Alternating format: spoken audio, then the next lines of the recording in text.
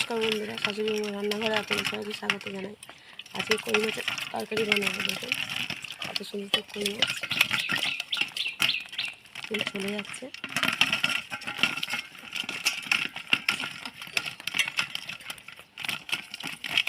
ভালো লাগছে না? কই মাছগুলো কেটে নেব। ছাই দিয়ে কাটতে হবে, কই মাছ তো শুধু কাটা যাবে না, লবণ দিয়েও কাটা যায়, ছাই আছে তাই ছাই দিয়ে কাটবো।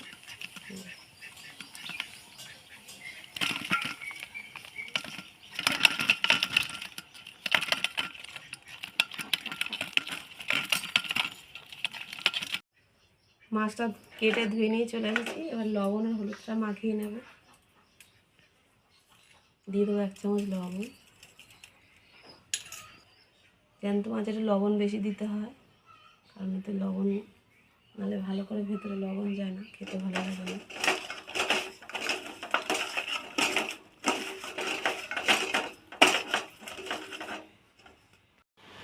গ্যাসটা জ্বালিয়ে নেব, কড়াইটা বসিয়ে দেবো। কড়াইটা গরম হয়ে গেছে, কড়াইয়ের তেল দিয়ে দেবো, সরষের তেল।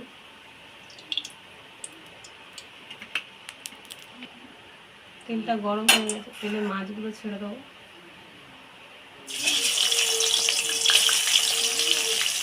মাছগুলো দিয়ে একটু নেড়ে দেবো, কারণ নাহলে বেঁকে বেঁকে যাবে। বাগান নেড়ে করে দিলে মাছটা ছেড়ে দেবো।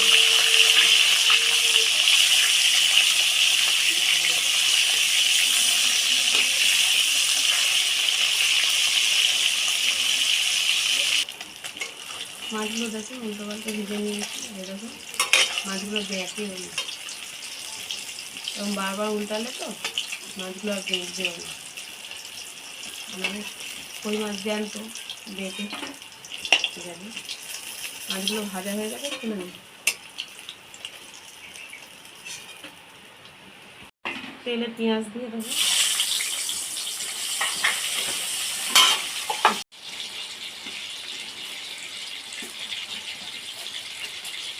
অল্প একটু গোটা দিয়ে ফোড়ন দিয়ে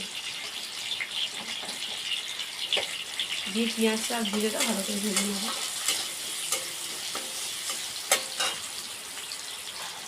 এই তেলের মধ্যে আলু দিয়ে দেবো।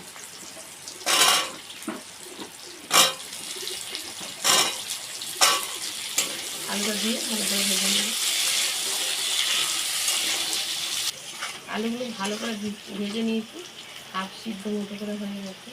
আর এই কলা, টমেটো আর কাঁচা লঙ্কা একসাথে দিই।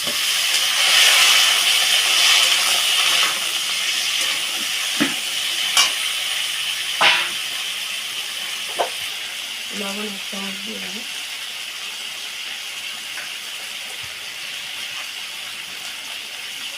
হলুদ 1 চামচ, গুঁড়ো লঙ্কা 1/2 চামচ। সবগুলো দিয়ে একসাথে কষিয়ে নেব।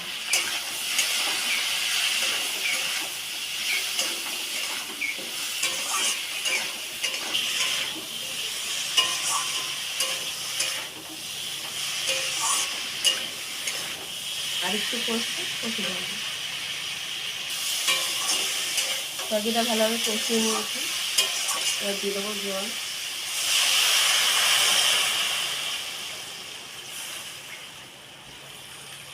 জ্যান্ত মাছ তাই একটু পাতলা ঝোল করবো।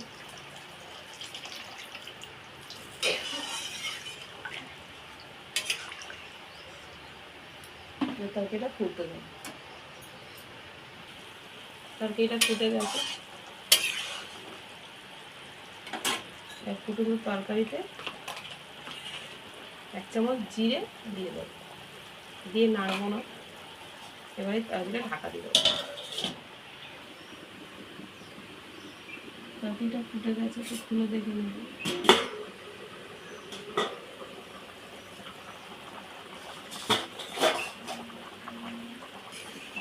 আজকাল আলুর পাতলা ঝোল কই মাছ দিয়ে এইভাবে পাতলা ঝোল করলে শরীরে খুব উপকার। গরম পড়েছে, গরমের সময় বেশি রিচ না করে এইভাবে পাতলা ঝোল করে দেখতে পারেন, ভালো লাগবে খেতে। এবার মাছগুলো দিয়ে দেবো।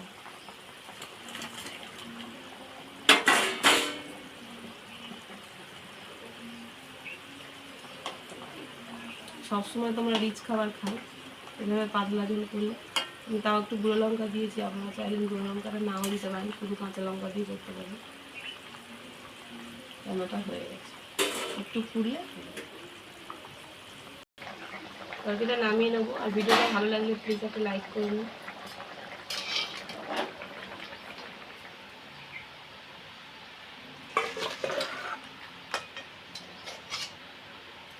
এইভাবে কই মাছ, কাঁচকলা, আলু পাতলা ঝোল করে দেখতে পারেন, খুব ভালো।